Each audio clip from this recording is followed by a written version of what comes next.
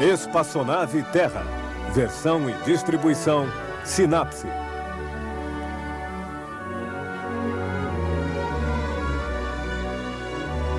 Terra, nossa nave espacial. Bem-vindo a bordo para esta viagem de 1 ano em torno do Sol. Estamos aqui. Passamos do equinócio de outono, o início do outono. A Terra passou sobre a linha equinócio dia 23 de setembro, às 2 horas da manhã. Como o périplo da Terra em torno do Sol não dura 365 dias, mas 365 dias e 1/4, no ano seguinte, a Terra chegará na linha do outono em 1/4 de dia mais tarde, 6 horas mais tarde, às 8 horas. Começo do outono, 8 horas do dia 23 de setembro. No terceiro ano, ainda 6 horas mais tarde, às 14 horas, sempre dia 23 de setembro. E no quarto ano? Sim, às 20 horas. Mas em que dia? Esse quarto ano é um ano bissexto. Adicionou-se o famoso 29 de fevereiro. O calendário ficou acrescido de um dia. O outono não começa mais dia 23 de setembro, mas dia 22 de setembro, pois a Terra chega na linha outono dia 22 de setembro, no lugar do dia 23. A cada 4 horas, a Terra compensa o dia 29 de fevereiro, chegando no equinócio com um dia de antecedência, dia 22 de setembro. O calendário é um instrumento de medida que nós ajustamos o melhor possível à viagem da Terra que segue seu caminho. Nós sentimos nosso périplo em torno do Sol graças às estações. Inverno, primavera, verão, outono, inverno de novo. Como seu eixo é inclinado, a Terra se apresenta ao Sol sob ângulos diferentes. Quando a Terra está aqui, o Sol ao meio-dia fica à vertical do hemisfério sul. Lá é verão, enquanto a maior parte do dia, o hemisfério norte fica na sombra. É inverno. Depois, à medida que a Terra avança em sua órbita, a linha onde o Sol fica à vertical sobe na direção do Equador. A Terra continua seu périplo, a linha onde o Sol fica à vertical ainda sobe na direção norte. O hemisfério norte está voltado para o Sol. Os raios chegam a nós sob um ângulo mais reto. É verão, faz calor. Depois, nossa viagem continua. O Sol desce na direção sul. Quando o Sol ao meio-dia fica à vertical do Equador, é o equinócio. Em toda a Terra, o dia e a noite têm a mesma duração, 12 horas de dia e 12 horas à noite para todo mundo. Para o hemisfério norte, o outono começa porque a Terra se afasta do Sol.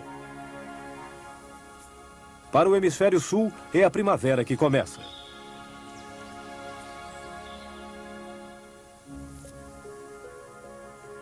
Quando o Sol fica de frente para o Equador, é o período das grandes marés equinociais. De uma maneira geral e durante todo o ano, não é no Equador que ocorrem as marés mais fortes, mas em torno do 45º paralelo, onde a maioria de vocês, passageiros da nave espacial Terra, mora. Por quê? A amplidão das marés depende também da rotação da Terra e das forças centrífugas que agem na direção do Equador, pois é lá que a Terra gira mais rápido e que as forças centrífugas são maiores. Mas seu efeito é pouco perceptível, porque no Equador, para provocar as grandes marés, essas forças centrífugas deveriam levantar as massas d'água. Peso demais. No Polo Norte, em seu eixo de rotação, a Terra gira tão lentamente que poderíamos andar tão rápido quanto sua rotação. As forças centrífugas são quase nulas, não há marés. A meio caminho entre o Polo e o Equador, a Terra gira a 1000 km por hora. Aqui, as forças centrífugas fazem deslizar as massas d'água na direção do Equador, na mesma direção em que se encontram o Sol e a Lua, o que reforça o efeito de maré. Portanto, é aqui, em volta do 45º paralelo, que as grandes marés se formam. As forças de atração da Lua atraem a água dos oceanos. Uma massa d'água se forma onde a Lua passa. Do outro lado da Terra, as forças centrífugas provocam uma segunda massa. Essas duas marés altas, que completam uma volta em torno da Terra todos os dias, permanecem orientadas pela Lua, que leva 28 dias para dar uma volta em torno da Terra. A Terra gira muito mais rápido, completando uma volta todos os dias e girando rapidamente sob as massas d'água. Na beira do mar, quando vemos que a maré sobe, não é a massa d'água que chega. É a Terra que nos leva ao lugar onde essa massa, orientada pela Lua, nos espera. Isto provoca fricções enormes. A Terra arrasta em sua rotação a massa gigantesca dessa montanha d'água, mas a água resiste e se choca contra o obstáculo insuperável dos continentes. É lá que as marés mais fortes se formam. Em sua rotação, a Terra tenta arrastar a massa, mas a Lua não deixa. Como a Lua fica em contração em relação à massa, ela detém o deslocamento da água e, de fato, detém a rotação da Terra. É uma diminuição mínima de velocidade. Os dias ficam acrescidos de 1 segundo a cada 1000 anos. O que significa que os dinossauros não viviam dias de 24 horas, mas de 22 horas somente. Afinal, é a lua nova ou a lua cheia que provoca as grandes marés? Depende da distância Terra-Lua. A Lua possui uma órbita excêntrica. Às vezes ela fica longe da Terra. Às vezes fica próxima. Começo de março, a Lua fica em seu ponto mais próximo à Terra e é Lua Nova. A grande maré ocorre no dia da Lua Nova. Em abril, há um pequeno deslocamento de um dia. No mês de maio, deslocamento de 3 dias. A Lua Nova fica sempre mais próxima à Terra do que a Lua Cheia. A grande maré ocorre 2 dias após a Lua Nova. Em junho, atenção, Lua Nova e Lua Cheia ficam à mesma distância da Terra. A balança oscila. E em julho, aí está. A lua cheia fica mais próxima da Terra. A grande maré ocorre então na véspera da lua cheia. Até a primavera, a lua cheia vai ficar mais próxima da Terra e as grandes marés vão acontecer antes ou depois da lua cheia. Na próxima primavera, atenção. Novo conflito trazido desta vez pela lua nova, que novamente durante 7 meses provocará as grandes marés. A órbita da Lua gira lentamente em torno da Terra num ciclo de aproximadamente 14 meses. Nada a ver com o ciclo solar de 12 meses. A ordem do universo é uma abundância de inúmeras desordens.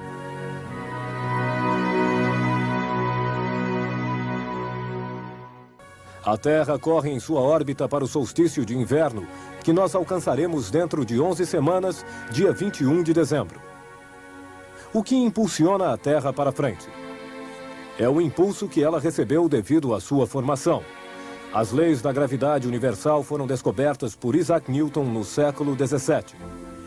Conta-se que uma maçã teria caído sobre sua cabeça e que então ele teria se perguntado por quê. A resposta é porque a massa enorme da Terra atrai a pequena massa da maçã. É a força de atração. Sim, mas então por que a Lua não cai sobre a Terra e a Terra dentro do Sol? Porque a força de atração do Sol é contrabalançada pela força de inércia da Terra, que sozinha a faria continuar indefinidamente num percurso em linha reta. A Terra está em fuga permanente, mas segurada pela força de atração do Sol e, ao mesmo tempo, em queda permanente na direção do Sol, salva dessa queda pela força de inércia. A órbita da Terra é o lugar onde essas forças estão em equilíbrio.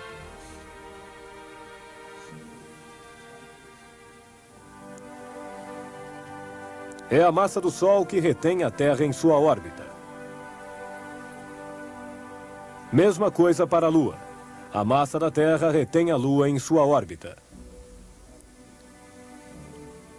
Sua órbita é determinada pelo equilíbrio entre a força de inércia que gostaria de afastar a Lua da Terra e a força de atração da Terra que sozinha faria a Lua cair sobre a Terra. Os dois planetas, Vênus e Marte, giram como nós em torno do Sol, mas com velocidades diferentes, porque sua distância ao Sol é diferente.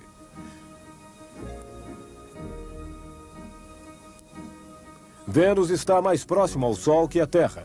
Portanto, a força de atração do Sol é maior. Se Vênus não cai dentro do Sol, é porque as forças de inércia que o mantêm em órbita também são maiores e impulsionam Vênus mais rápido que a Terra em sua órbita.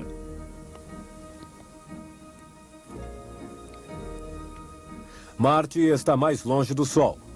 Além disso, Marte é menor e sua massa constitui apenas 1/10 da massa da Terra. As forças de atração e de inércia são mais fracas. Marte gira mais devagar em sua órbita e leva 2 anos para completar uma volta em torno do Sol, o dobro de tempo da Terra. Assim, a Terra e os planetas têm, cada um, sua órbita em equilíbrio entre a força de atração do Sol e a força de inércia, também chamada de força centrífuga.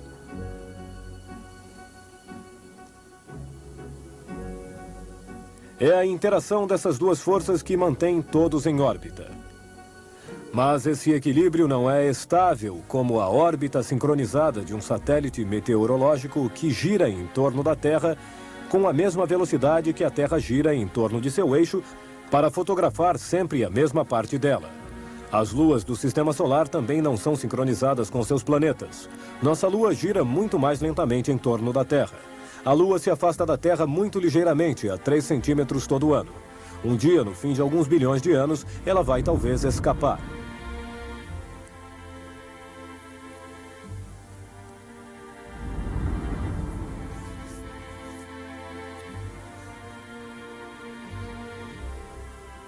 Ao contrário, Phobos, o grande satélite de Marte, gira tão rápido que os marcianos, se existissem, o veriam passar 3 vezes por dia. Os satélites que giram mais rápido que seu planeta vão se aproximar e ainda se acelerar como a pedra que gira na ponta de um barbante e que aumenta de velocidade quando o barbante diminui.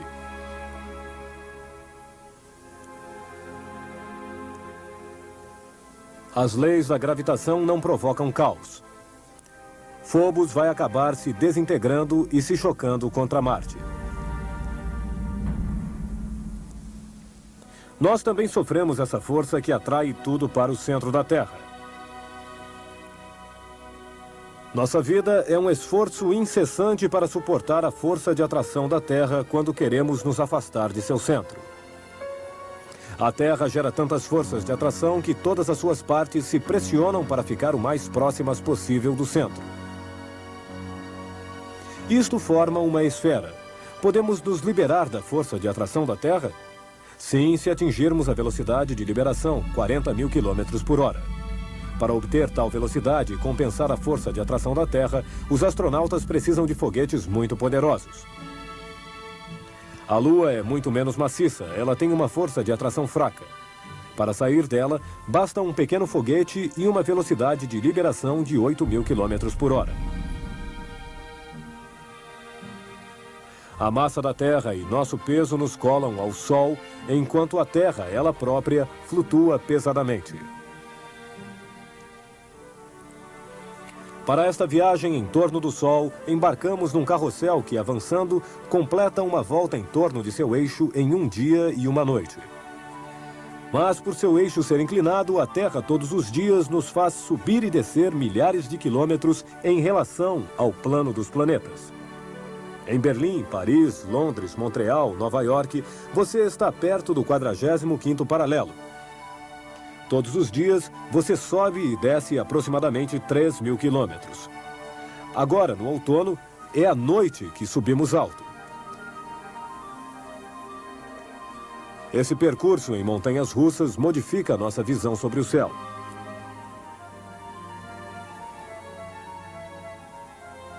Nós vemos o pequeno crescente da Lua muito baixo sobre o horizonte, talvez até escondido na bruma. Na primavera, ao contrário, à noite teremos descido muito baixo. Daqui, os planetas e a Lua aparecem como sobre uma encosta mais escarpada. O pequeno crescente aparece mais alto no céu. Na primavera, temos, portanto, melhores chances de vê-lo. Mas nesta noite e em todas as noites de outono, você pega o elevador para ver o mundo do alto.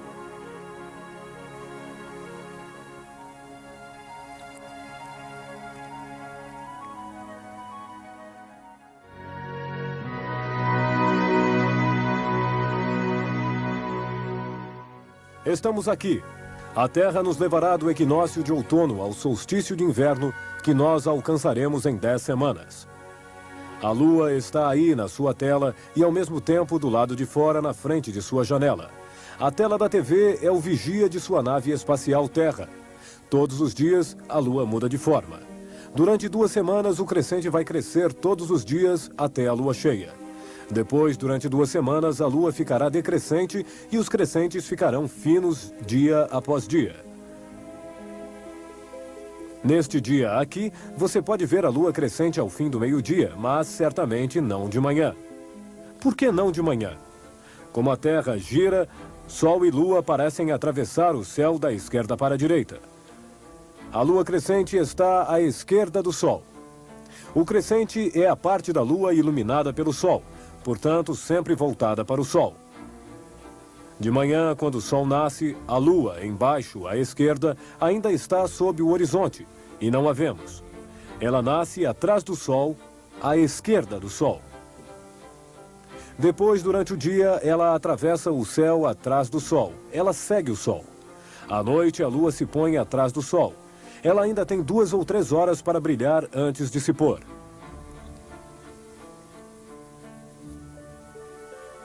Dentro de 2 semanas, a Lua, girando em torno da Terra, vai passar à direita do Sol. Lá nós a veremos de manhã, pois a Lua nascerá na frente do Sol e à sua direita. Essa será a Lua decrescente. Ela vai atravessar o céu à direita do Sol e vai se pôr na frente do Sol. À noite, não poderemos mais vê-la. Vemos a Lua decrescente de manhã porque ela fica à direita do Sol, na frente do Sol. Vemos a Lua crescente à noite, como nesta semana, porque ela está à esquerda do Sol, atrás do Sol. Mas como saber ao primeiro olhar se a Lua é crescente ou decrescente? Pensando na frase, a Lua é mentirosa. A meia-lua crescente inscreve no céu um D maiúsculo, como decrescente. A Lua é mentirosa. Quando a Lua forma a letra C, como crescente, ela é decrescente. De novo, a Lua é mentirosa. Quando a Lua está à esquerda do Sol, ela faz um D. Quando está à direita do Sol, faz um C. Perto do Equador, o crescente fica deitado na horizontal como um barco no céu, pois o crescente fica sempre voltado para o Sol, já que é o Sol que o ilumina. No Equador, o Sol se põe perpendicularmente ao horizonte. O crescente da Lua fica voltado para baixo. No Equador, a Lua não mente. Ela parece um barco. A Lua, em sua fase crescente, visível à noite, é iluminada pelo Sol que acaba de se pôr à direita, atrás do horizonte. Vamos para o sul.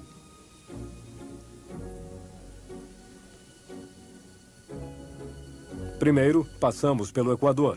Sol e Lua não se mexem. Depois chegamos no hemisfério sul. Sol e Lua não mudaram em nada sua posição. Mas cuidado, quem os observa ficaria de cabeça para baixo. Vamos virá-lo. Pronto. A Lua está à direita, o crescente está invertido. Ele forma um C como crescente. Aqui no sul, a Lua não é mais mentirosa e o Sol se pôs à esquerda, não à direita. No hemisfério sul, o Sol nasce a leste, como no nosso hemisfério, mas ao meio-dia ele não fica a sul, fica a norte. Depois ele se põe a oeste, como no nosso hemisfério. Mas ele atravessa o céu da direita para a esquerda em sentido inverso. A Lua e as estrelas também. Agora, às 20 horas, a Lua está a sul e muito baixa no horizonte. Um pouco como o Sol no inverno. Mas dentro de alguns dias, a Lua estará visivelmente mais alta no céu e uma semana mais tarde, ainda mais alta. É a Lua ascendente, que não deve ser confundida com a Lua crescente. E a Lua descendente nada tem a ver com a Lua decrescente. A Lua, girando em torno da Terra, sobe e desce no céu. Por quê? Por causa do eixo inclinado da Terra, a Lua sobe e desce durante um mês. Vamos ver a Lua na frente das constelações do zodíaco. Hoje a Lua está na frente da constelação de Sagitário. A Lua está baixa no horizonte como o Sol é baixo em dezembro. Após 2 semanas, a Lua ascendente estará em Gêmeos, alta no céu, como o Sol no mês de junho. Depois, dentro de 2 semanas, será a Lua descendente. A Lua passa todos os dias 50 minutos mais tarde, mas, sobretudo, ela passa todos os dias mais alto que a anterior ou mais baixo. Tome uma referência, o edifício de frente ou a calçada de sua rua e descubra a Lua ascendente ou decrescente.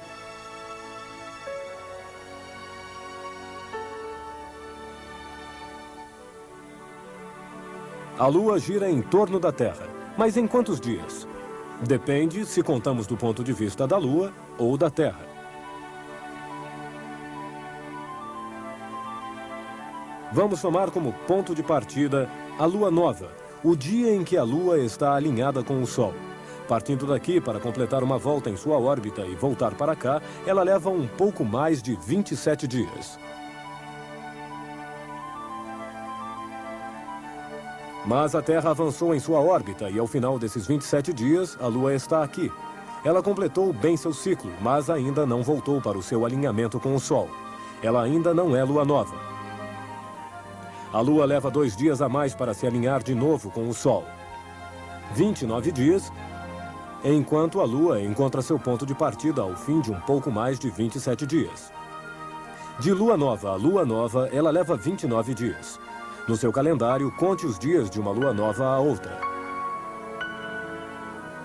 Esse deslocamento de 2 dias acontece todo mês e cria um ciclo de 13 meses e meio, o que corresponde ao ciclo das grandes marés.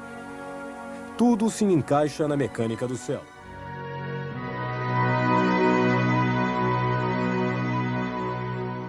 Estamos aqui. A Terra está percorrendo a parte de sua órbita que nos leva do equinócio de outono ao solstício de inverno, que nós alcançaremos daqui a 9 semanas. De uma noite a outra, a Lua aparece mais redonda e mais luminosa. De onde vem essa luz? Do Sol. É o Sol que ilumina a Lua. A Lua fica sempre iluminada em sua metade pelo Sol. A Terra também. A Lua fica entre Saturno, à esquerda, e Júpiter, à direita. O que faz com que os planetas brilhem? Ainda é o Sol. Júpiter é um planeta, ele reflete a luz do Sol como um espelho. A Terra faz a mesma coisa. Se a víssemos de Júpiter, ela brilharia como os outros planetas. Saturno também reflete a luz do Sol, menos que Júpiter, porque Saturno está 2 vezes mais afastado dele. Bem acima de Saturno, você pode ver Algenib. Não é um planeta, é uma estrela. Ela é infinitamente mais distante que Saturno. Sua luz é gerada por ela mesma. Algenib, como nosso Sol, talvez seja rodeada de planetas, mas vista de longe, de 1.600 anos-luz, Algenib, como nosso Sol, é apenas uma pequena estrela.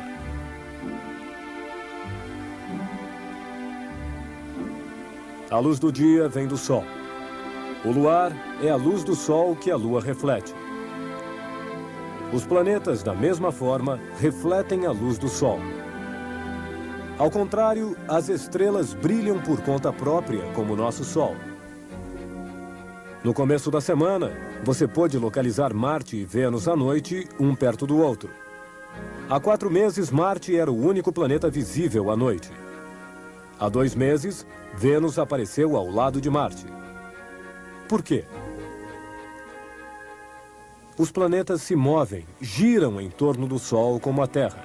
Eles aparecem em lugares diferentes. Eles vagabundeiam pelo céu. Foi isso que lhes deu o nome de planetas.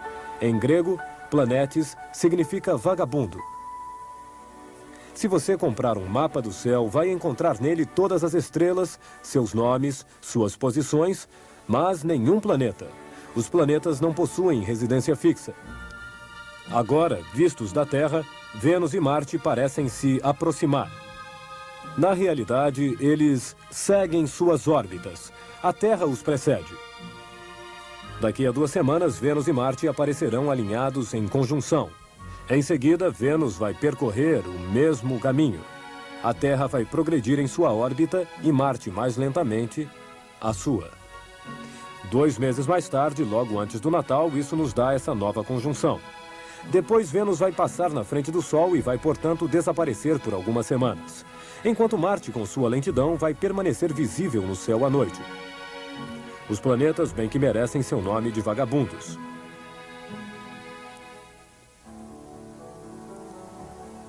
Quarta-feira à noite foi a lua cheia. Essa é a noite em que a Lua, que gira em torno da Terra em 4 semanas, fica mais afastada do Sol. Ela fica de frente para o Sol.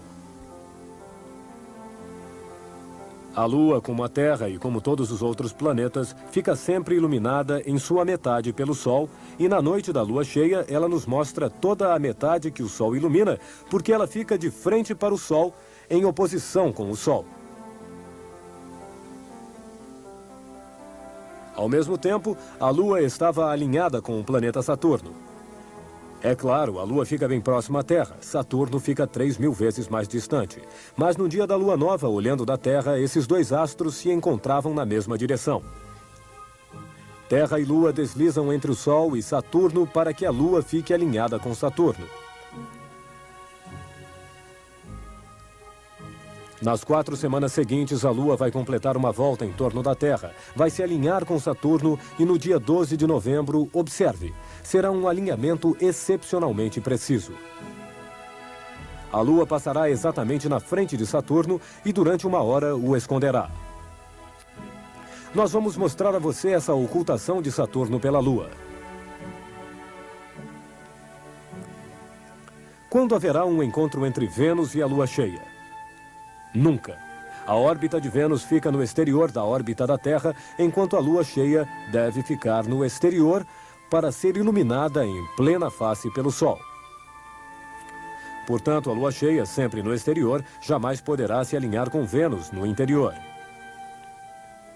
Entretanto, Vênus tem encontros com a Lua, quando a Lua se encontra no interior da órbita da Terra, onde Vênus circula. Lua crescente e 3 semanas mais tarde, Lua decrescente. No momento de seus alinhamentos com Vênus, não é uma lua cheia. É um crescente que aparece, pois a Lua está iluminada de lado pelo Sol. Os encontros com a Lua cheia são reservados aos planetas exteriores quando eles passam em oposição com o Sol. Marte, Júpiter e Saturno.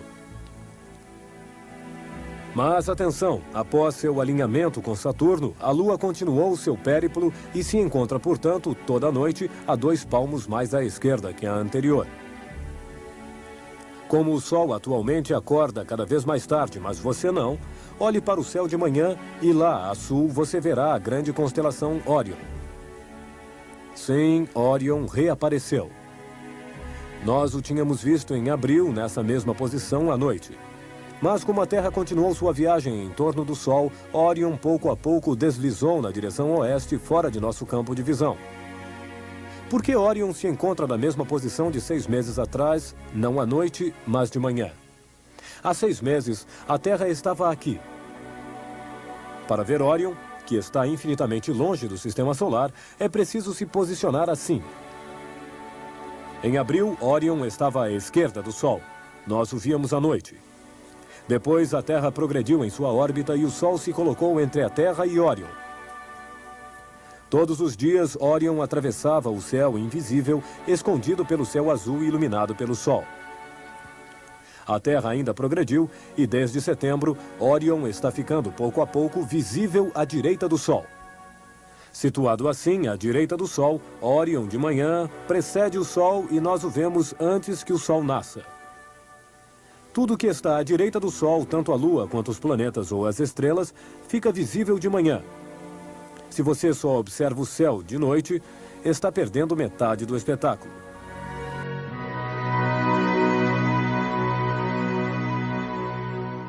Estamos aqui. A Terra está nos levando do equinócio de outono ao solstício de inverno, que alcançaremos dentro de 8 semanas. Neste momento, o astro mais brilhante no céu da noite é Júpiter. o maior planeta do Sistema Solar, 300 vezes mais maciço do que a Terra. Nada além da famosa Mancha Vermelha, um furacão milenar e 4 vezes maior do que a Terra. Júpiter é uma esfera feita de gás. Jamais poderemos aterrissar nele, pois lá nem existe terra, nem superfície. No centro dessa enorme esfera de gás, encontra-se sem dúvida um núcleo rochoso ou metálico grande como a Terra. O diâmetro de Júpiter é 12 vezes o da Terra. Sua massa é 300 vezes maior do que a da Terra. As forças de atração impedem as 4 luas galileias de girar em torno delas mesmas. Elas estão ligadas a Júpiter e mostram a você sempre o mesmo lado. Uma de suas luas, Io, é tão puxada entre a força gravitacional de Júpiter e a dos outros satélites que se deforma, o que talvez seja a causa misteriosa de seu aquecimento e de suas erupções vulcânicas. Devido à sua massa e às suas forças de atração, Júpiter possui um vazio ao seu redor. Júpiter monopolizou toda a matéria interestelar de seu meio ambiente, impedindo qualquer outro planeta de se formar em sua proximidade.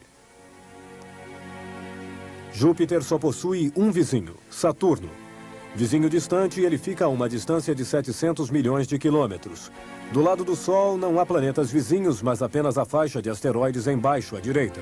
Parabéns aos astrônomos da antiguidade que adivinharam a importância desse planeta e deram a ele o nome de Júpiter, que significa pai e mestre dos deuses. Galileu, no começo do século XVII, descobriu os 4 satélites de Júpiter, as luas galileias, visíveis com binóculo e que giram tão rápido em torno do planeta que mudam de posição todas as noites. Mas Júpiter é cercado por 16 planetas. É um pequeno sistema solar, como os 9 planetas que giram em torno do Sol.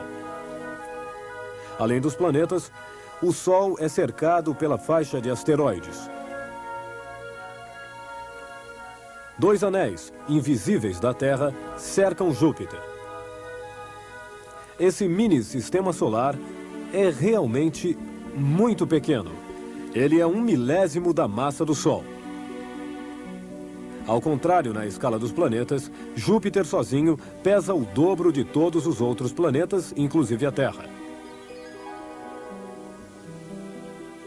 Sua influência vai longe em todo o sistema solar. A 800 milhões de quilômetros, na órbita de Júpiter, 2 grupos de asteroides, os troianos, precedem e seguem Júpiter como uma escolta distante do pai dos planetas. O Sol e Júpiter se formaram ao mesmo tempo, há 4,5 bilhões de anos, no centro de uma mesma nebulosa, atraindo e assambarcando matéria. Atraindo cada vez mais matéria, o Sol se tornou tão maciço que as pressões interiores provocaram reações nucleares permanentes. Daí seu brilho.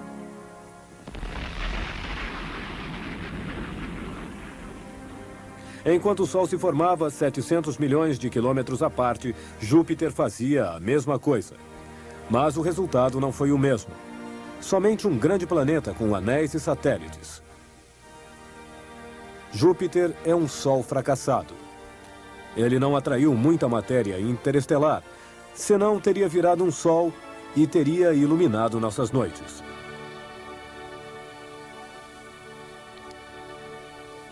Os planetas que giram em torno do Sol formam 2 grupos bem diferentes. Perto do Sol, os 4 planetas sólidos: Mercúrio, Vênus, Terra e Marte. Longe do Sol, os planetas gasosos: Júpiter, Saturno, Urano e Netuno. Foi o afastamento do Sol que determinou o destino dos planetas. Perto do Sol, fazia calor, os gases evaporaram. Mercúrio não tem mais atmosfera, a Terra só conservou uma fina camada de gás, o ar que respiramos. Longe do Sol, os gases hidrogênio e hélio se mantiveram para formar planetas gigantes como Júpiter.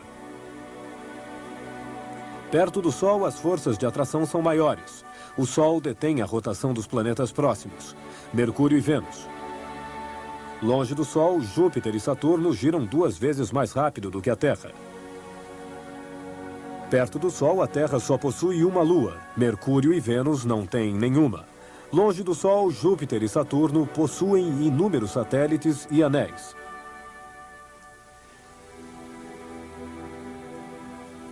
Júpiter é um planeta como a Terra, mas é um mundo bem diferente do nosso. Este fim de semana, na noite de sábado para domingo, será o fim do verão.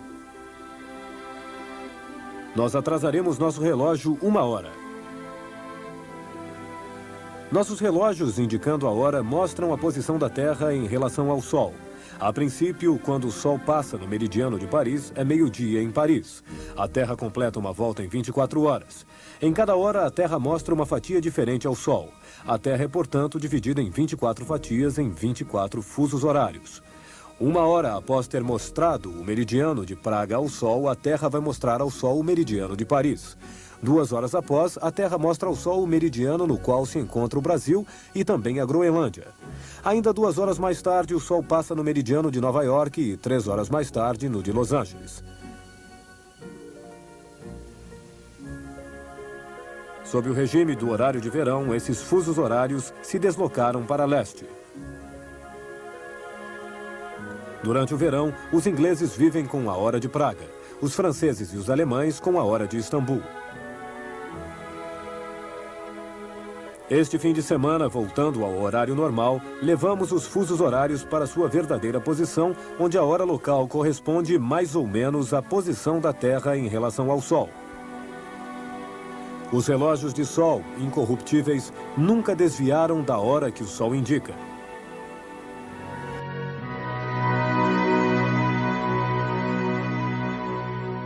Desde o começo do ano, nós percorremos 769 milhões de quilômetros na órbita da Terra. Durante 10 minutos, enquanto você estiver observando estas imagens, vai percorrer mais 18 mil quilômetros. Estamos aqui e alcançaremos a estação solstício de inverno dentro de 7 semanas.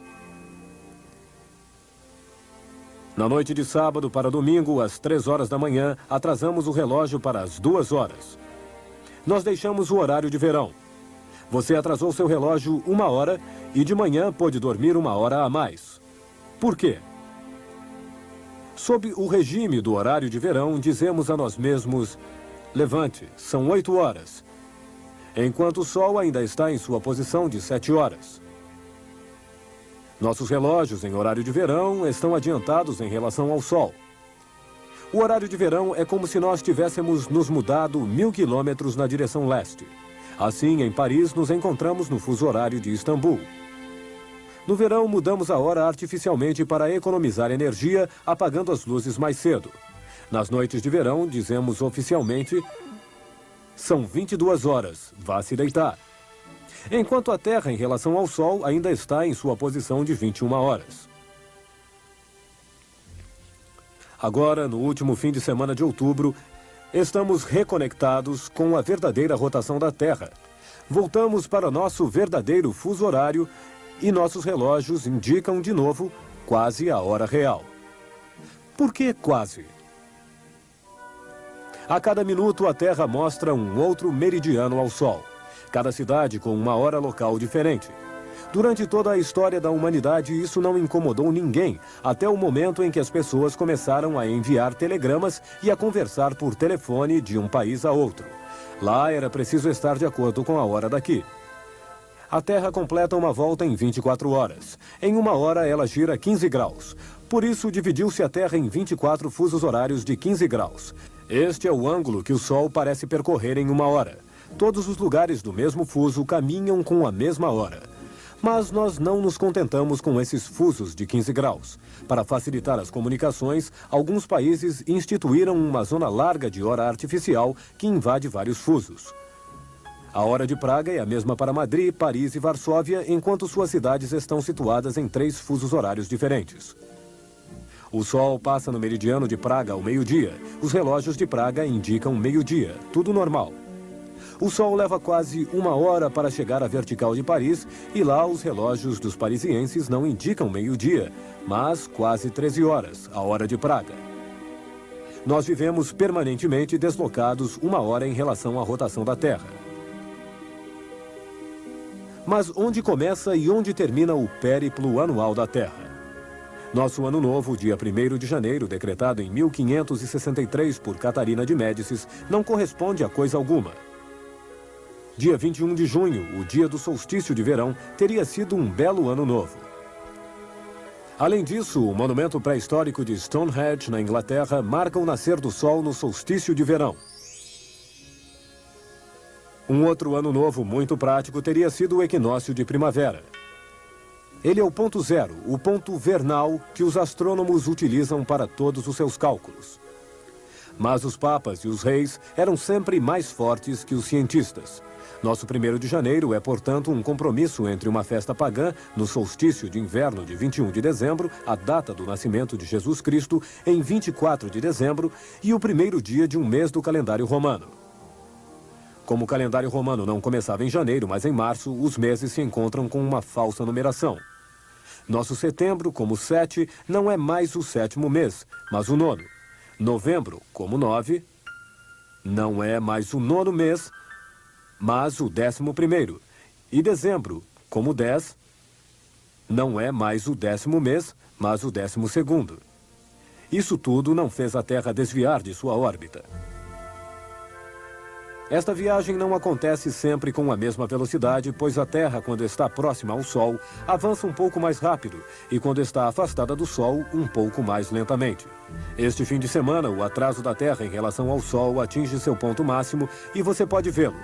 Tome referências em sua casa. Anote onde o Sol se põe. Sobre o edifício em frente ou no horizonte. No dia do solstício de inverno, o Sol se põe aqui. No dia do solstício de verão, aqui. Todo ano, à medida em que os dias se prolongam e depois retardam, o Sol regride e a cada pôr de sol de primavera corresponde um pôr de sol de outono.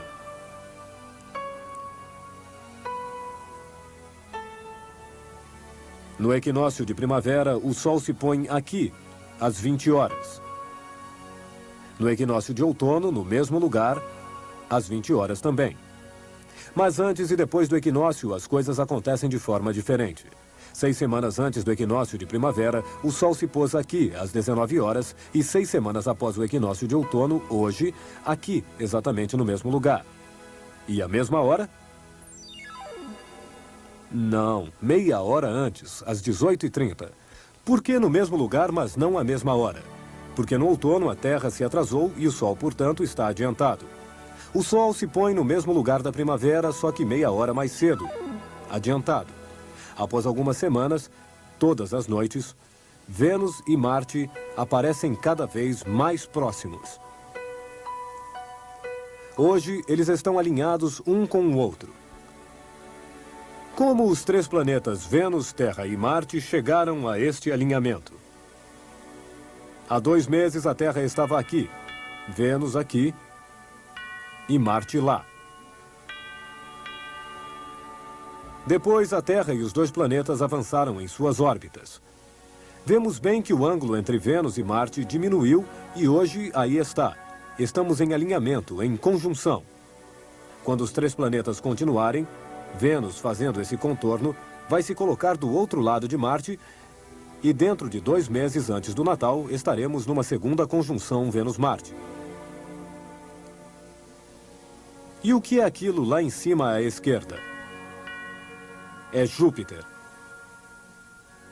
Júpiter, planeta distante, se move bem lentamente. Mas como Vênus, Terra e Marte correm em suas órbitas próximas ao Sol, Júpiter desliza pouco a pouco no mesmo eixo.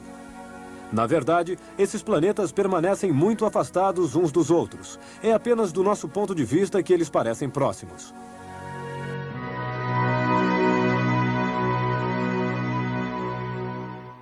Estamos aqui e estamos indo para o solstício de inverno que alcançaremos dentro de 6 semanas. Esta viagem é feita sobre uma bola que gira em torno de seu eixo. Você vê a Terra girar. Você vê as horas passando nos relógios de sol. Eles são, de alguma forma, um modelo reduzido do eixo da Terra.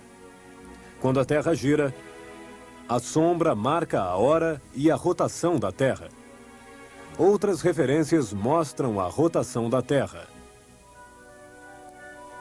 a sombra de uma árvore que se desloca durante o dia, ou os raios de sol que entram pela janela e que deslizam lentamente sobre o solo.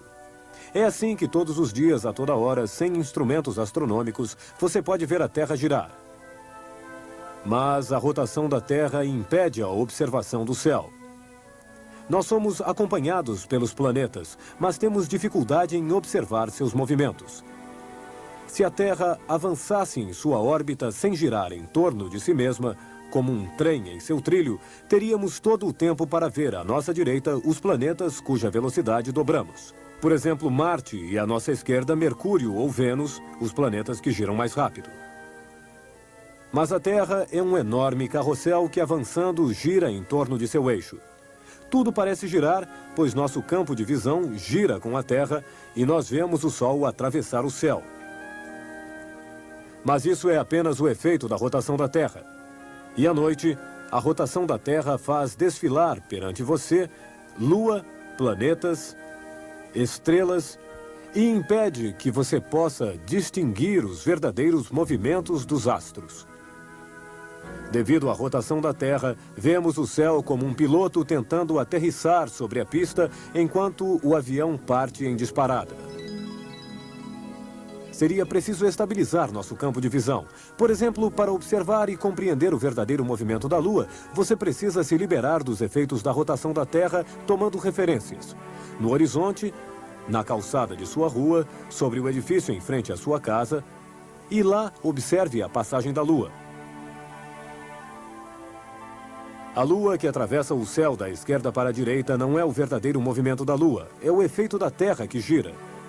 Você verá o verdadeiro movimento da Lua amanhã à noite, quando ela estará a 2 palmos mais à esquerda que a anterior e no dia seguinte, ainda mais à esquerda.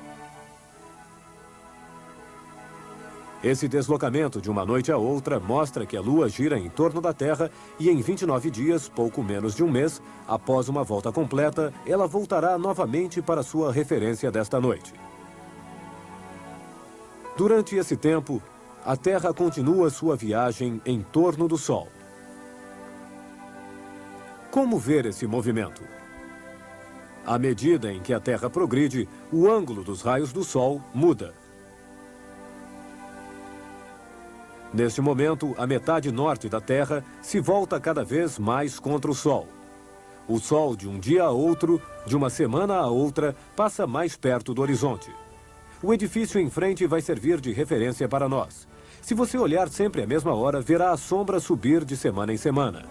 E os raios de sol penetram todos os dias um pouco mais na direção do fundo da casa.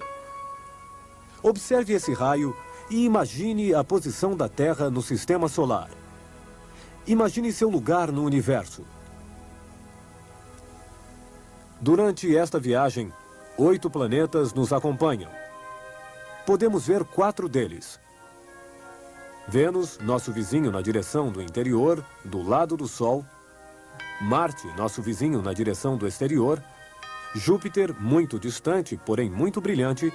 E Saturno, ainda mais longe. Como os planetas giram em suas órbitas com velocidades diferentes, eles mudam constantemente de posição no céu. Eles giram muito rápido. Vênus a 125 mil quilômetros por hora. Mercúrio a 180 mil quilômetros por hora. Mas como nós os vemos de muito longe, seus deslocamentos gigantescos se tornam muito pequenos e parecem muito lentos. Nós não conseguimos perceber movimentos muito lentos. Então, como ver os movimentos dos planetas? Para ver uma flor desabrochar, devemos artificialmente acelerar seu movimento. Aqui na sua tela, nós estamos acelerando os movimentos dos planetas para mostrá-los a você. Na realidade, você pode, de qualquer maneira, acelerar os movimentos dos planetas. Tome referências. Uma árvore, uma casa, e depois compare a progressão dos planetas de uma semana a outra. Vênus, Marte e Júpiter. Você verá seu deslocamento, poderá imaginar suas órbitas e ver o funcionamento do sistema solar. Uma volta completa da Terra em torno do Sol constitui os 360 graus que a Terra percorre 365 dias, portanto, 1 grau por dia. De uma noite a outra, as estrelas aparecem 1 grau mais à direita. Mas toda noite a rotação da Terra faz oscilar todo o céu com todas as estrelas. Então, como perceber esse deslocamento cotidiano tão pequeno de 1 grau?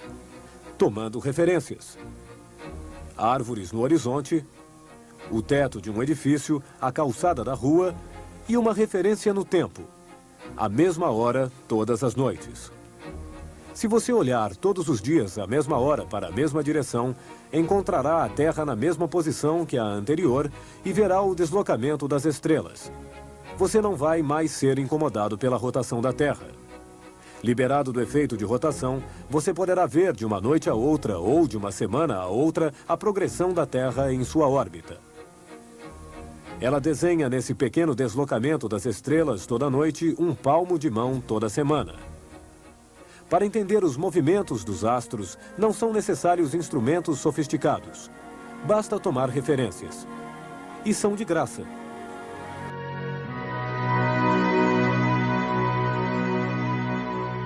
Neste momento, enquanto você vê estas imagens, a Terra leva você a 107 mil quilômetros por hora através do espaço.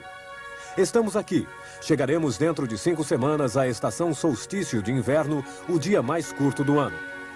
Em uma semana, de uma lua a outra, a Lua se aproximou do eixo Terra-Saturno. Depois, ela deslizou exatamente entre a Terra e Saturno, que fica 4.000 vezes mais afastado.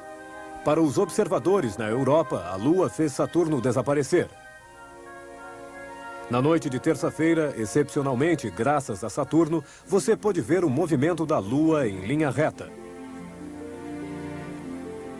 Às 2h30 da manhã, a Lua se aproxima cada vez mais de Saturno e, de repente, antes que a Lua se junte a ele, Saturno desaparece como que apagado do céu.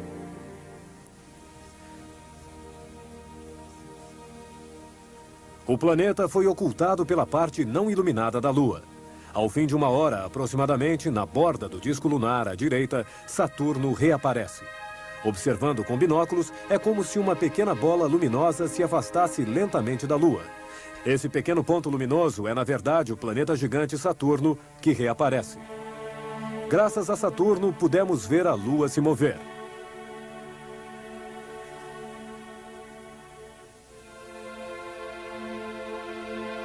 Saturno é o mais distante dos planetas visíveis sem telescópio. Ele está 10 vezes mais afastado do Sol do que a Terra. Saturno leva 30 anos para dar uma volta em torno do Sol. Durante sua vida, Saturno só terá dado 3 voltas. Durante 15 anos, vemos a parte de cima dos anéis de Saturno. No momento em que a Terra cruza o plano dos anéis, não os vemos mais. Depois, durante 15 anos, vemos a parte de baixo. Desde o último cruzamento, em 1995, os anéis desapareceram 3 vezes seguidas, o que mostra bem o movimento rápido da Terra. Na primavera, a Terra se alinhou pouco a pouco com o plano dos anéis e o atravessou. Os anéis desapareceram. No verão, a Terra, avançando mais rápido do que Saturno, atravessou uma segunda vez o plano dos anéis. Depois, no inverno, os anéis desapareceram uma terceira vez. Dessa vez, a Terra passou pelo lado sul dos anéis e nós os veremos por baixo até 9 de abril de 2009. De onde vêm os anéis de Saturno e os menos espetaculares dos outros planetas exteriores, Júpiter, Urano e Netuno? Cada astro, cada planeta, exerce uma força de atração sobre o espaço que o cerca. Em torno de cada planeta existe um limite que satélite algum, nem cometa, nem asteroide, pode transpor sem ficar deformado e deslocado pelas forças de atração do planeta. Em torno de Saturno, o limite se encontra a 80 mil quilômetros e os asteroides que transpõem esse limite são desintegrados. A força de atração de Saturno atrai com mais força na parte próxima do asteroide do que na outra parte. Devido ao conflito dessas forças de atração, o asteroide se desloca. Os fragmentos esbarram um no outro e, após colisões múltiplas, esses cascalhos formam um disco no plano equatorial do planeta, parecido com o plano no qual os planetas gravitam em torno do Sol. Se nossa Lua deixasse sua órbita, seria a 18 mil quilômetros que ela se rasgaria em pedaços devido às forças de atração da Terra. Os restos formariam um anel em torno do nosso equador e no inverno o Sol se poria atrás de um pano de pedras de lua. Saturno é uma enorme bola gasosa, quase tão grande quanto Júpiter. A Terra caberia 10 vezes no diâmetro de Saturno. Saturno gira mais rápido do que a Terra em torno de seu eixo em apenas 10 horas.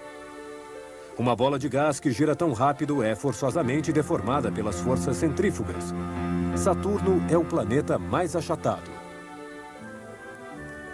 A Terra, planeta sólido, é achatada de 40 quilômetros somente.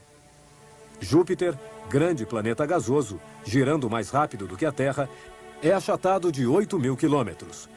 Saturno, de 12 mil quilômetros. Poderíamos colocar a Terra inteira no achatamento de Saturno. Saturno também detém os recordes de fraca densidade. A Terra é feita da matéria mais densa de todos os planetas, 5 vezes mais densa do que a água. 1 decímetro cúbico de terra pesa 5 quilos, enquanto 1 decímetro cúbico d'água pesa 1 litro, apenas 1 quilo. 1 decímetro cúbico de Saturno pesa apenas 700 gramas, o que é mais leve do que a água. Se houvesse em algum lugar um mar tão grande, Saturno boiaria na superfície enquanto a Terra afundaria. Além de seus anéis famosos, Saturno é rodeado por inúmeros satélites que gravitam ao seu redor. O maior, Titã, também é o maior satélite do Sistema Solar. Ele tem o tamanho de um planeta, maior do que Mercúrio. Titã é o único satélite a ser envolvido por uma atmosfera 5 vezes mais densa do que a Terra. A superfície de Titã é uma mistura de rochas e de gelo. Lá faz muito frio, menos 170 graus centígrados. Os lagos que você está vendo não são formados por água, mas sim por metano líquido. Na atmosfera de Titã formam-se moléculas orgânicas cada vez mais complexas. Elas poderiam estar no limiar de uma evolução de vida primitiva, de bactérias. Atualmente, a sonda Huygens está indo para Titã. Ela chegará na vizinhança de Saturno em 2004 e cairá de paraquedas sobre Titã para analisar sua atmosfera. Poderia surgir vida nos gelos de Titã? Você saberá mais sobre ele em 2004.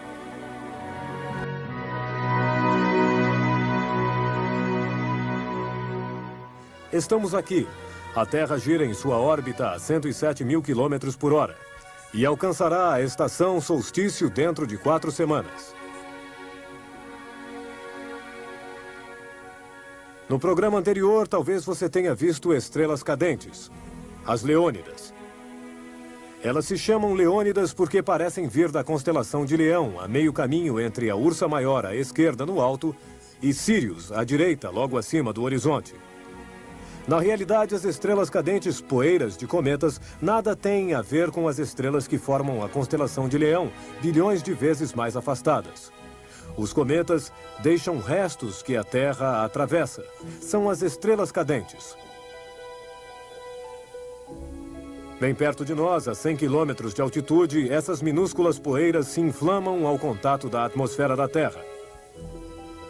As Leônidas ficam espalhadas na trajetória do cometa Tempel-Tuttle, que a cada passagem, a cada 33 anos, deixa novos restos e provoca uma primavera de estrelas cadentes.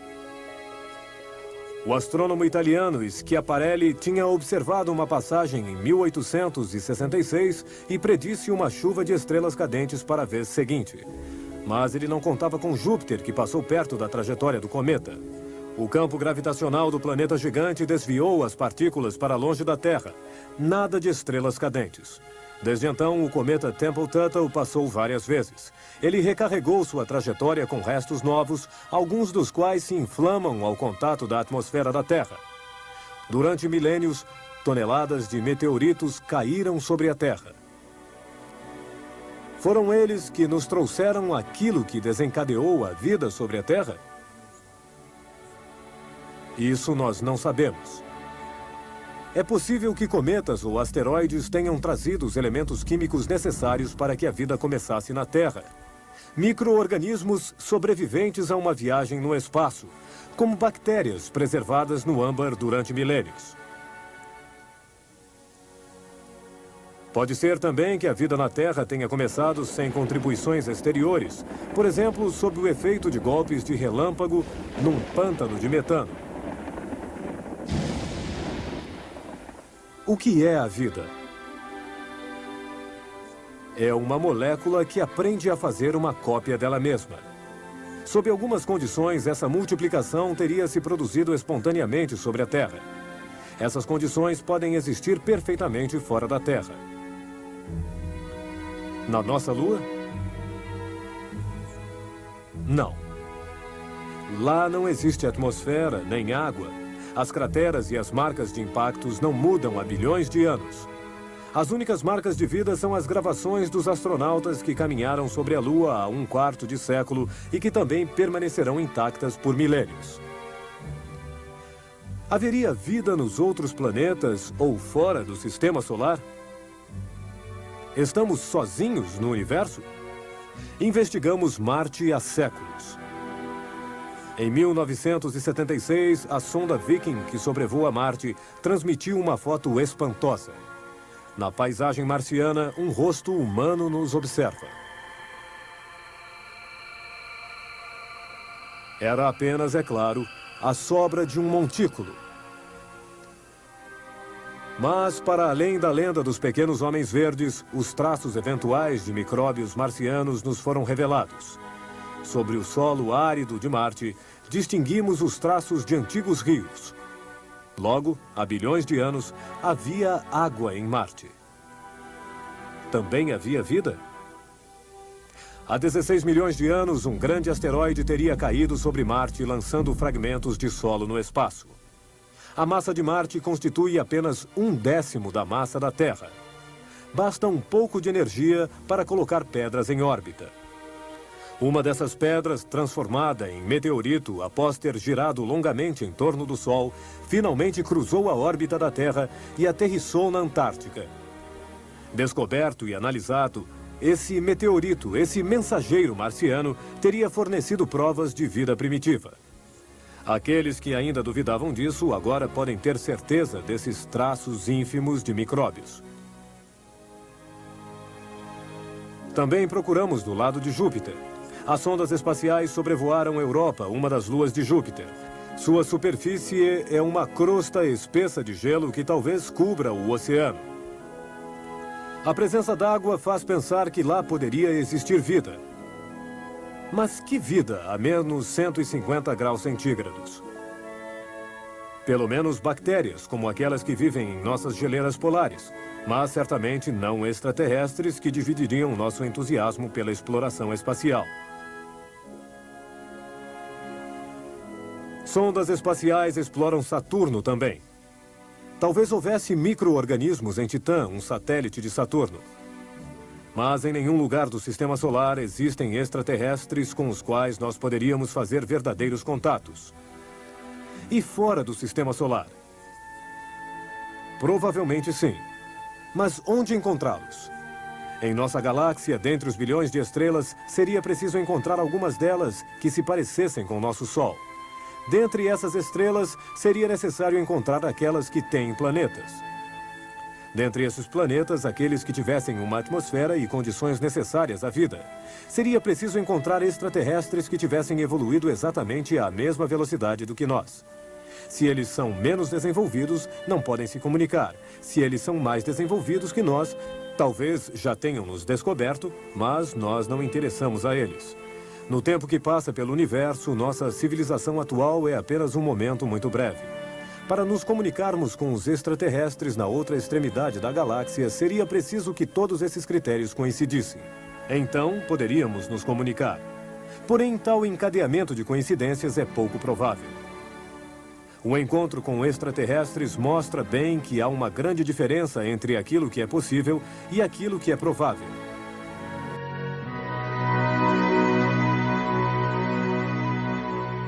Estamos aqui.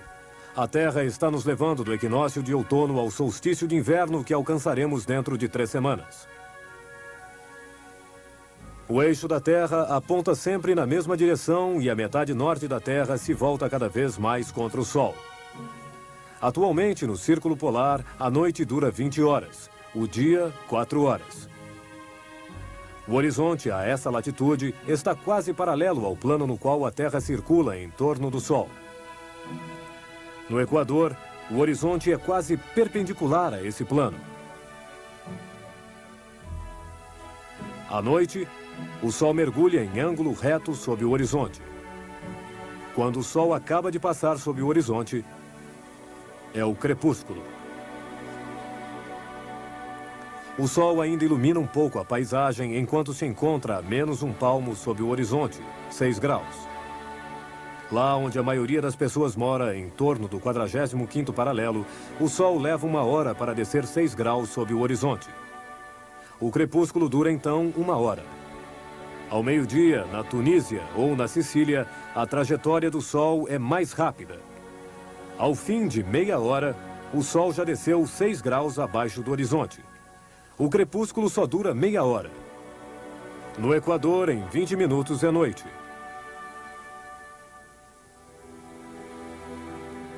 No Polo Norte, 6 semanas de crepúsculo. Você pode ver a progressão da Terra em sua órbita, tomando as estrelas como referências. Elas deslizam de uma noite a outra 1 grau para a direita. Em 365 dias, 360 graus. Uma volta completa.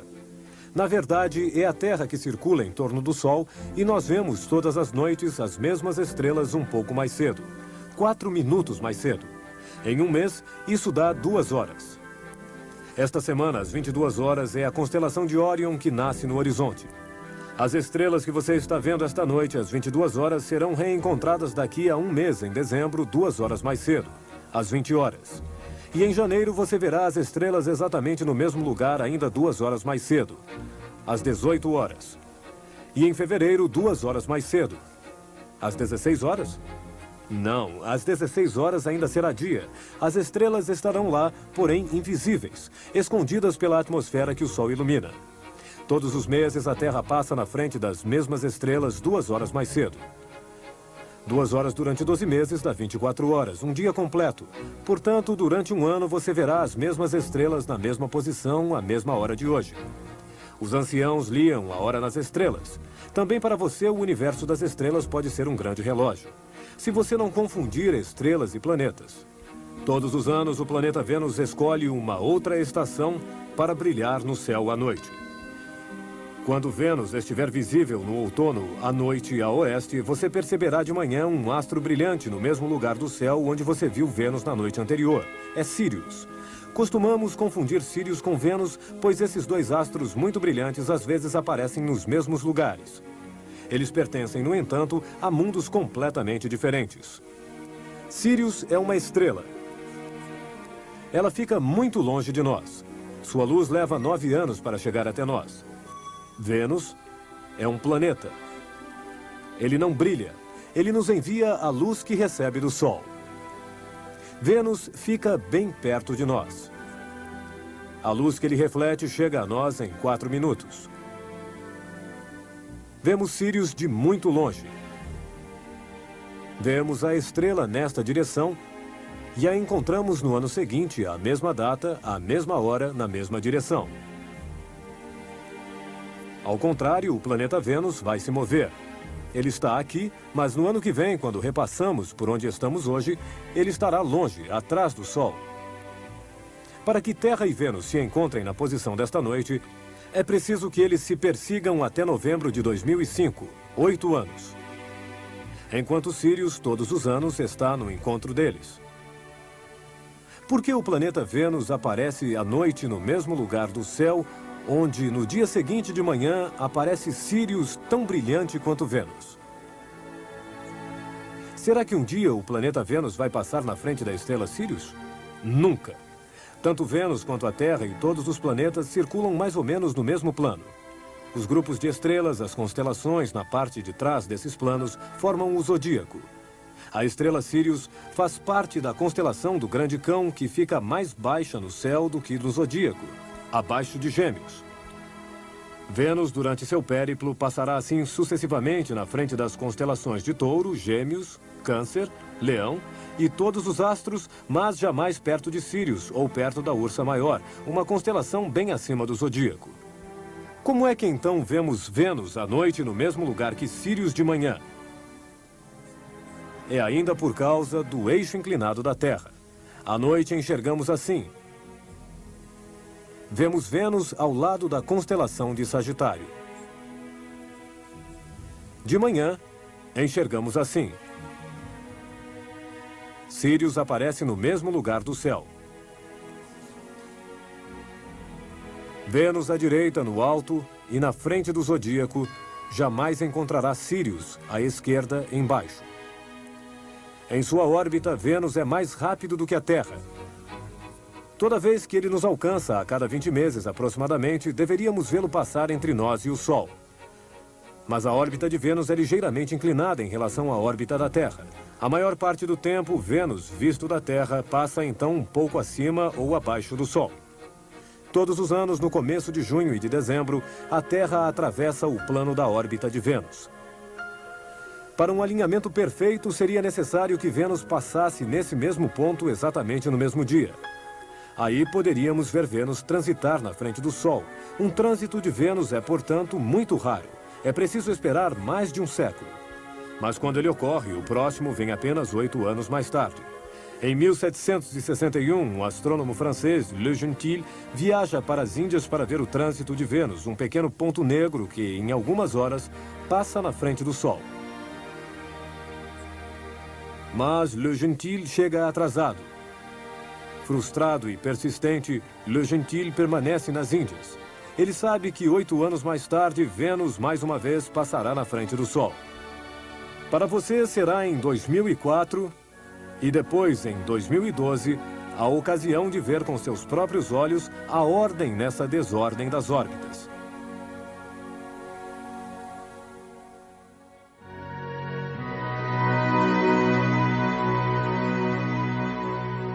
Estamos aqui. Alcançaremos a estação solstício em 2 semanas. Esta semana, vamos ver como os astros são ligados entre si. O pequeno planeta Mercúrio fica tão perto do Sol que não podemos vê-lo, exceto quando ele se desloca ao máximo, como esta semana. Após o pôr do Sol, Mercúrio tem tempo para brilhar. Mercúrio é o planeta mais próximo ao Sol. Aquele que gira mais rápido em sua órbita, uma volta completa em 3 meses, 4 vezes mais rápido do que a Terra. Mercúrio deve obrigatoriamente girar muito rápido para ficar em órbita, para contrabalançar a enorme força de atração que o liga ao gigantesco Sol bem próximo. A força de atração do Sol deteve a rotação de Mercúrio em torno de seu eixo e o faz girar bem lentamente em 59 dias, ao invés de um dia como na Terra. Acontece que uma zona de Mercúrio que passou na sombra volta para o Sol porque sua rotação muito lenta faz com que o Sol o agarre. Neste lugar, poderíamos ver o Sol se pôr no horizonte e depois voltar novamente durante alguns dias. Mesmo de dia, o céu fica negro e estrelado porque não existe atmosfera. Não existe ar, não existe céu azul, mas ainda assim, duplos pôr de sol.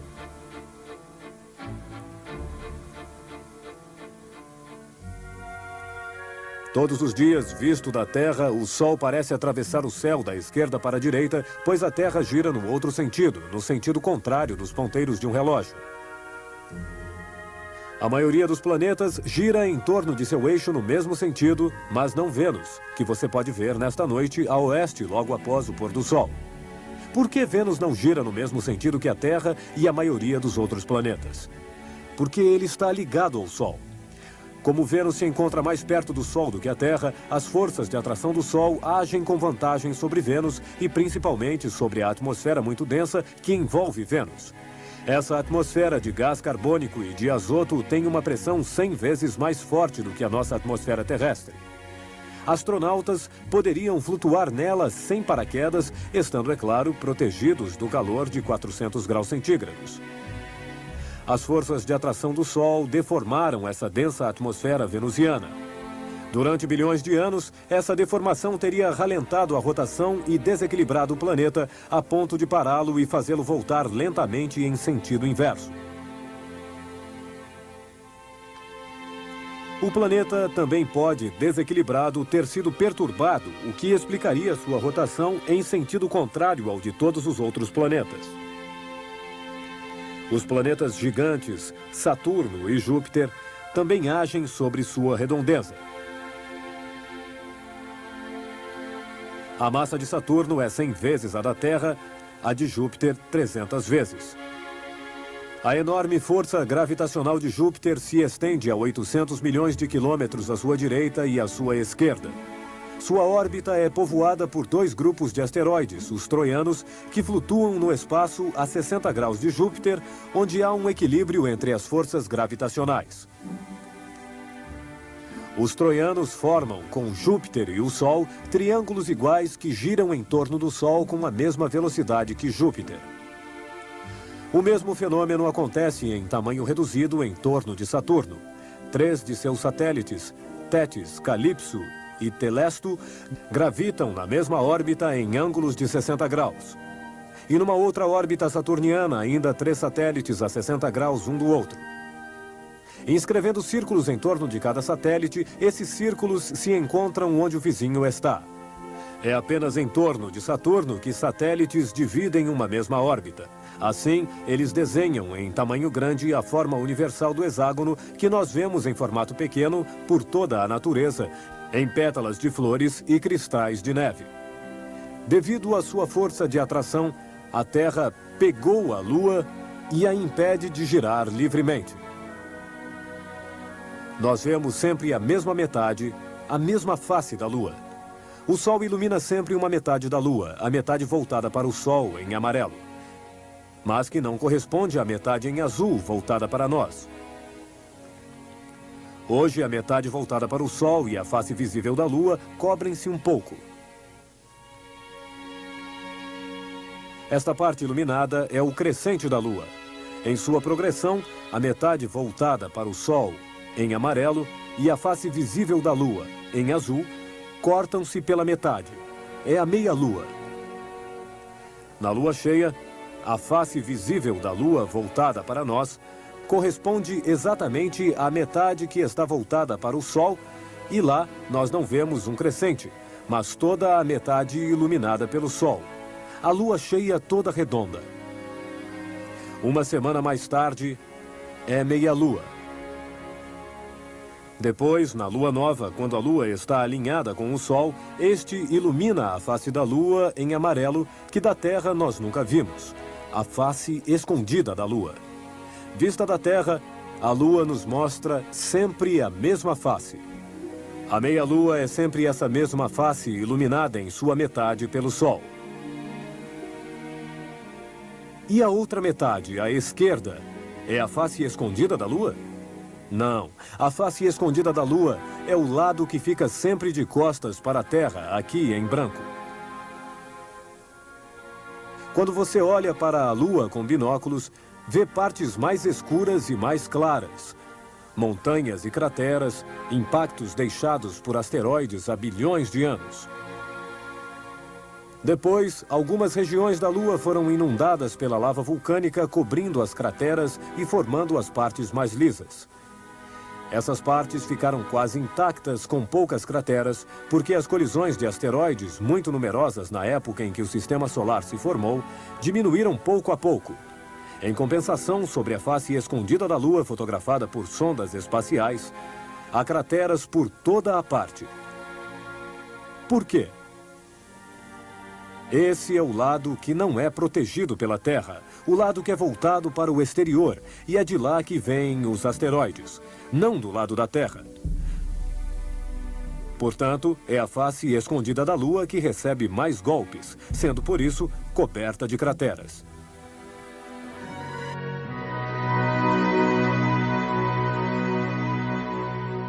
Estamos aqui. E alcançaremos a estação solstício dentro de uma semana. Este fim de semana, você pode ver as últimas estrelas cadentes do ano, as Geminidas, que parecem vir da constelação de Gêmeos, mas que não têm coisa alguma a ver com essas estrelas. As estrelas cadentes estão bem mais perto do que a Lua. São os traços luminosos dos fragmentos de cometas que penetram na atmosfera da Terra quando a Terra penetra através de seu enxame. Assim, elas nos indicam a direção na qual a Terra nos leva. E quando não há estrelas cadentes? Como saber aonde estamos indo, já que a Terra não para de girar em torno de seu eixo? A Terra gira em torno do Sol no sentido anti-horário. Para saber a direção do curso da Terra, você deve sempre ter o Sol à sua esquerda. Quando você tiver o Sol à esquerda, vai estar olhando mais ou menos para frente. De manhã, posicione-se à direita do Sol nascente.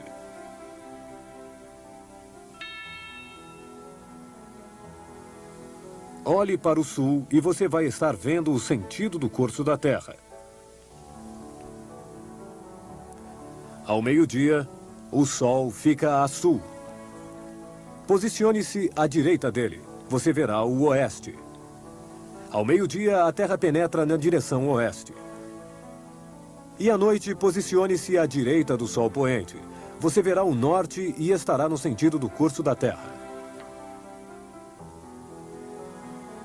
Assim, a todo momento, você saberá como olhar para frente. Esta viagem dura 365 dias.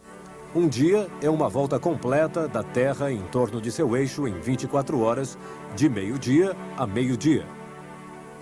Mas atenção! Em relação às estrelas, a Terra leva apenas 23 horas e 56 minutos para completar uma volta. Esta noite, a estrela Aldebaran, à direita de Órion, aparece a pleno sul, à meia-noite. Na noite seguinte, Aldebaran já passa novamente a pleno sul às 23 horas e 56 minutos. Por que 4 minutos antes? No momento em que a Terra completou uma volta em relação às estrelas, ela ainda não tinha completado uma volta em relação ao Sol. A Terra, avançando em sua órbita, se deslocou. Falta 1 grau para que ela encontre o Sol sob o mesmo ângulo. A Terra ainda deve continuar a girar durante 4 minutos. A Terra encontra as estrelas ao fim de 23 horas e 56 minutos, mas leva 4 minutos a mais para encontrar o Sol sob o mesmo ângulo. 23 horas e 56 minutos mais 4 minutos, 24 horas. A conta está certa, mas em 24 horas a Terra não completa apenas uma volta. Ela completa uma volta mais 1 grau. É por isso que as estrelas, de uma noite a outra, deslizam 1 grau para a direita, 1 palmo em uma semana. Em breve, a Terra chegará em sua posição mais próxima ao Sol.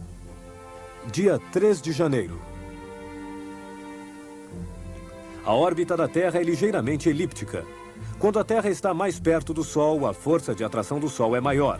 A Terra acelera.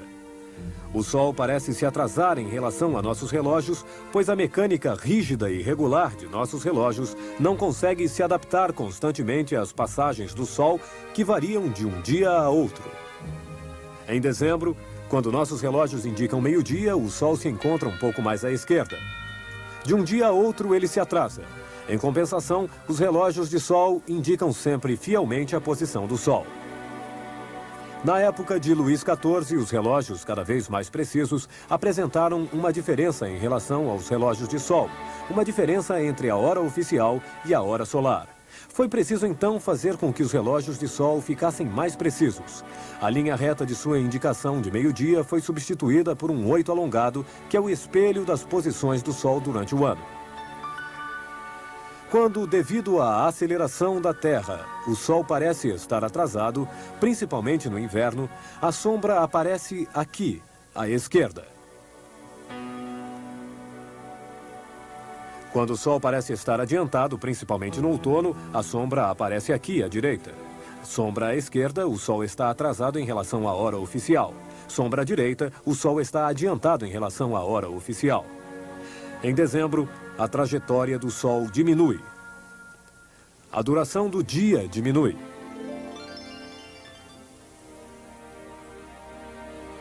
O solstício de inverno será o dia mais curto. O leque do dia se fecha. O solstício será o dia em que o sol nascerá mais tarde e se porá mais cedo? Não. O pôr do sol mais cedo do ano já é hoje. De 6 a 18 de dezembro, o sol se põe todas as noites praticamente à mesma hora. Mas a cada manhã ele nasce 1 minuto mais tarde. E todos os dias o sol passa um pouco mais tarde em seu ponto culminante. Nossos relógios são regidos por uma hora média, válida por todo o ano. No momento em que a Terra acelera, o sol parece se atrasar. Todos os dias ele atravessa o meridiano um pouco mais tarde.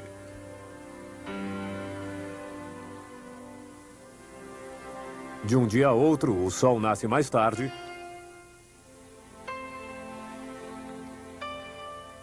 Mas se põe à mesma hora todas as noites.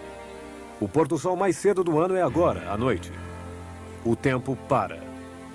As noites se prolongam, os dias diminuem. Por que a noite fica escura? Porque nós nos encontramos na sombra da Terra. Os raios de sol não podem nos alcançar. Do lado da noite, a atmosfera não fica exposta ao sol. O sol ilumina a atmosfera que envolve a Terra. Essa mistura de azoto e de oxigênio aparece azul. Nossa Terra, vista do espaço, se apresenta como o planeta azul. Aquilo que percebemos como dia é o efeito do sol sobre a atmosfera. Além dos raios que vêm diretamente do sol, a atmosfera, assim iluminada, espalha por toda a parte uma luz indireta, difusa, que ilumina até os espaços à sombra. Na Lua, onde não há atmosfera, realmente não há dia. Mesmo iluminada pelo sol, o céu permanece negro. As máquinas espaciais são iluminadas pelo sol, mas navegam no céu negro. As estrelas são sóis distantes, visíveis, mas afastadas demais para nos iluminar. O sol envia raios de luz por toda parte, em todas as direções, mas tudo o que vemos são alguns raios que os planetas Vênus, Marte, Júpiter e Saturno nos enviam. Os raios de luz que não têm nada para iluminar permanecem invisíveis.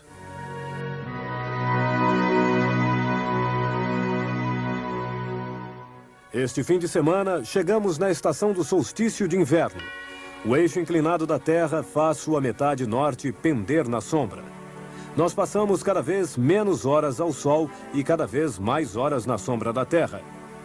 Em torno de 45 a 50 graus norte, onde a maioria das pessoas mora, são 16 horas de obscuridade contra 8 horas de sol. A noite dura o dobro do dia. Mais a norte, a 60 graus, em São Petersburgo, Estocolmo, Oslo, Anchorage, são 18 horas de noite contra 6 horas de dia. 3/4 de noite para 1/4 de dia. E a 67 graus ao norte do Equador, 24 horas de noite.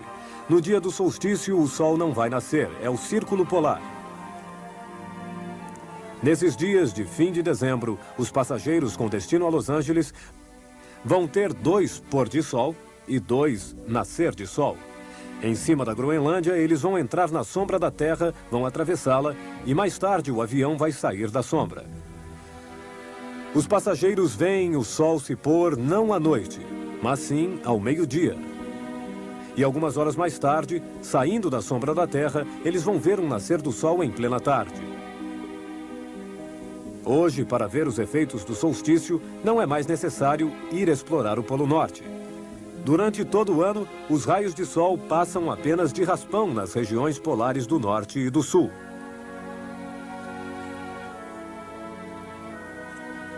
Quanto maiores as calotas polares brancas, mais a Terra envia os raios do sol no espaço em vez de absorvê-los. No século X, o Sol devia brilhar um pouco mais, o que provocou um aquecimento espantosamente rápido. Quando as calotas polares derretem, elas se retraem, as superfícies da Terra diminuem, a Terra reflete menos os raios, absorvendo-os mais, fica mais aquecida, faz a banquisa derreter até permitir que os vikings colonizem a Groenlândia. No século XVI fazia mais frio. O gelo aumenta, as calotas polares brancas aumentam A Terra reflete os raios, absorvendo-os menos, fica menos aquecida, as banquisas aumentam até impedir o acesso à Groenlândia. A colonização terminou. Atualmente teme-se um novo aquecimento que faria derreter as geleiras polares. Veja o que restaria da Europa. Hamburgo, Amsterdã, Veneza, Londres e até Nova York seriam inundadas. Mas isso não acontecerá amanhã. O Sol é nosso aquecimento. Todos os dias, quando o Sol aparece, o aquecimento acontece. É à tarde que faz mais calor. À noite, sem Sol, o aquecimento para. É ao amanhecer que faz mais frio. É o ciclo diário quente-frio. O ciclo anual quente-frio é conhecido por todos. No verão, quando o Sol está alto no céu, faz calor. Quando ele está baixo, como nessa semana de solstício, começa a fazer frio. São duas as razões. Quando o Sol atravessa o céu em sua trajetória mais curta, o aquecimento dura menos. Mas também o aquecimento é menos forte. Os raios do Sol são divididos sobre uma superfície maior. Eles aquecem menos. A atmosfera vai se resfriar. Às vezes, a água vai aparecer como neve ou como gelo. Existem ciclos mais longos, como o ciclo de 26 mil anos, durante o qual o eixo da Terra descreve um círculo. O ângulo dos raios do Sol se modifica durante milênios. O clima muda lentamente, porém constantemente. Todas essas alternâncias do calor e do frio dependem da posição da Terra em relação ao Sol. Mas o Sol é constante? Ele brilha há mais de 4 bilhões de anos. Suas reservas de hidrogênio e de hélio estão asseguradas para 4 ou 5 bilhões de anos ainda. Por esse lado, tudo vai bem. Entretanto, um aquecimento sem falha não nos é garantido.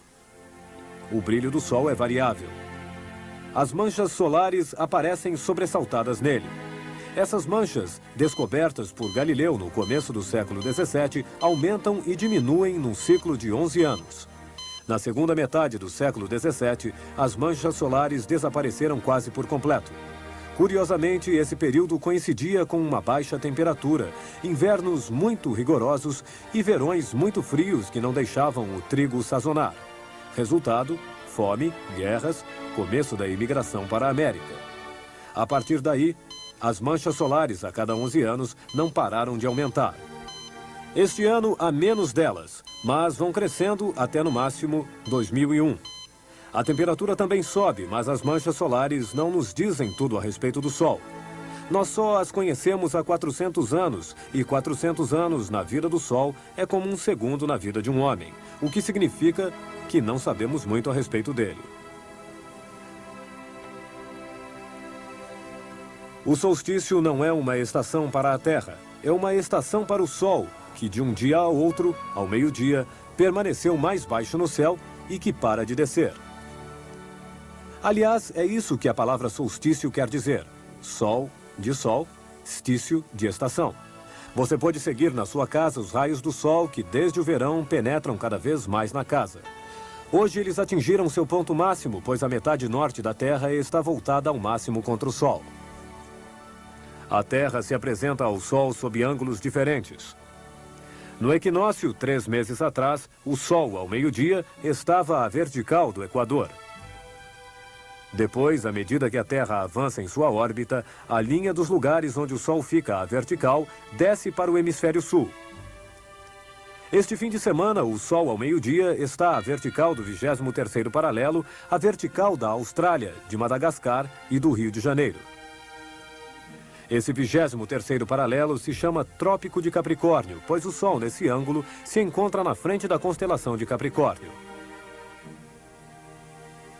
A partir do próximo programa, a metade norte da Terra vai ficar na direção do Sol novamente. A trajetória aparente do Sol se prolongará e os dias, pouco a pouco, se prolongarão rumo à primavera.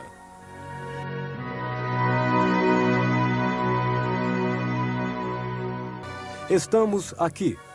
A Terra passou do cabo do solstício. Às vésperas do Natal, você pode ver Júpiter baixo no céu e Saturno, mais alto, a sul.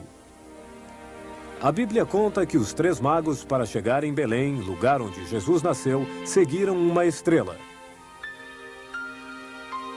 Talvez se tratasse de uma conjunção Júpiter-Saturno.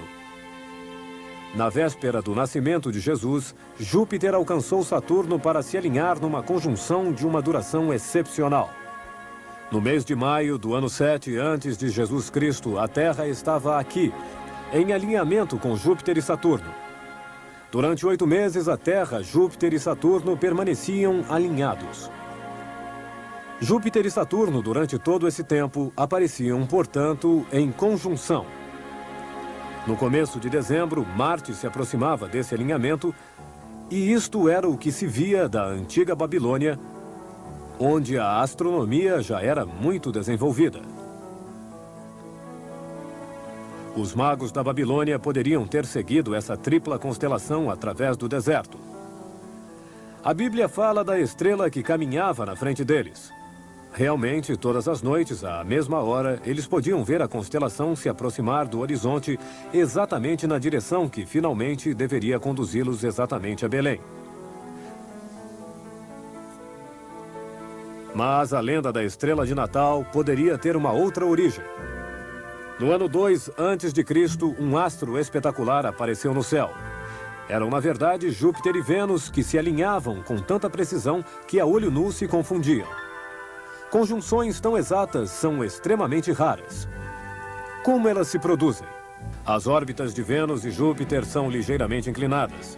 É preciso, portanto, uma coincidência excepcional para que Vênus, na órbita inclinada, alcance Júpiter no dia em que os planos dessas órbitas se cruzem e que, além disso, a Terra esteja no mesmo dia, no mesmo eixo. Um ano mais tarde, no ano 1 a.C., esse alinhamento raro aconteceu e, coincidência única de memória de homem, uma terceira vez no ano seguinte, o mesmo ano do nascimento do Cristo. Os astrônomos babilônicos, os magos, nunca tinham visto isso. Entendemos que eles tenham acreditado no anúncio de um grande acontecimento. As noites que seguiram essa superconjunção, Júpiter foi se alinhar com Mercúrio em uma conjunção rara e luminosa, porque, vistos do espaço, Júpiter, Mercúrio e a Terra se encontravam no mesmo eixo. Essa constelação apontava na direção oeste e teria podido guiar os 3 magos na direção de Belém. O brilho excepcional de Vênus com Júpiter teria podido fazer acreditar que fosse um cometa. Em 1302, o cometa Halley passou perto da Terra. Em seu famoso afresco da Adoração dos Magos em Pádua, Giotto pintou o cometa que acabava de ver com seus próprios olhos. A partir daí, a estrela de Natal que conduziu os magos na direção de Belém frequentemente é representada como um cometa. Na época, ninguém podia suspeitar que a intuição de Giotto de pintar um cometa revelasse talvez a verdade. A estrela de Belém poderia ser o cometa Encke, que circula em uma órbita no interior da órbita de Júpiter. A cada passagem perto do Sol, Encke perde um pouco de sua luminosidade. Há 2000 anos, ele estava, portanto, mais brilhante do que hoje, principalmente em novembro do ano 0, o ano do nascimento do Cristo, quando ele passava mais perto da Terra. O que deve ter impressionado os astrônomos, os magos da antiga Babilônia, foi a velocidade com a qual esse cometa se deslocava no céu. Essa velocidade era devida à sua passagem muito perto da Terra. 6 graus por dia, 20 vezes mais rápido do que o cometa Halley desde sua última passagem. Todas as noites, os magos viam o cometa um palmo mais a sudoeste, na direção que era preciso tomar da Babilônia até Belém. Segundo a Bíblia, eles tinham a impressão de seguir uma estrela que caminhava na frente deles. Sem saber, Giotto talvez tenha adivinhado o que a estrela de Natal era. Belém está situada a aproximadamente 30 graus de latitude norte. O sol se põe ao solstício de verão aqui e ao solstício de inverno aqui. Não há uma grande diferença. O solstício não é um acontecimento importante do ano. Até no inverno, as noites são apenas um pouco mais longas que os dias. Em compensação, a uma latitude de 50 graus na França, Alemanha, Inglaterra e países escandinavos, o sol ao solstício de verão se põe aqui e ao solstício de inverno aqui. Uma grande diferença. A noite dura o dobro da noite.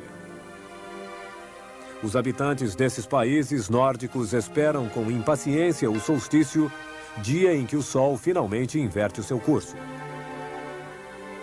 Acendiam-se fogueiras para saudar o solstício. Quando o cristianismo se propagou na direção norte, quando ele passou de uma latitude de 30 para 50 graus ao solstício, o dia 21 de dezembro e o Natal, dia 24 de dezembro, foram confundidos nos ritos dos abetos de Natal iluminados por velas. Eles simbolizam a esperança de encontrar a luz de um sol muito ausente, um sol que nós vemos todos os dias girar em torno da Terra. A imagem da Terra no meio do mundo continua sendo, portanto, uma ideia propagada. A visão que nós esperamos compartilhar com você durante esta viagem é a mesma de Nicolau Copérnico. O Sol no centro e a Terra em órbita, relegada à periferia. De século em século, de descoberta em descoberta, a Terra e sua importância parecem ter diminuído. Onde estamos na galáxia? E na expansão do universo? Todas as galáxias se afastam umas das outras como uma multidão que se dispersa. Nós estamos na multidão. Perdidos? Marginalizados? Reduzidos à importância de bactérias supostas em astros distantes? Não, pois as bactérias não observam a fuga das galáxias. Nós a observamos. Estamos cientes de sua existência. E do lugar de onde observamos, de nosso ponto de vista, tudo se afasta de nós. Enquanto observamos o universo, somos seu centro. Mas como situar esse centro? Se tivéssemos que dar nosso endereço no universo, ele seria planeta, Terra, Sistema Solar, terceira órbita, galáxia, Via Láctea, superacúmulo de Virgem. Mas nós estamos realmente no mesmo lugar de um ano atrás? Em relação ao Sol, sim. Em relação às estrelas, quase. Pois o sistema solar inteiro se desloca na galáxia e se dirige pouco a pouco para a constelação de Hércules, acima de Escorpião. Logo, a Terra não está no mesmo lugar de um ano atrás. Ela é levada pelo Sol através da galáxia e o círculo da órbita anual da Terra em torno do Sol se desenvolve em espiral através do espaço. É assim que a Terra leva você para o ano seguinte.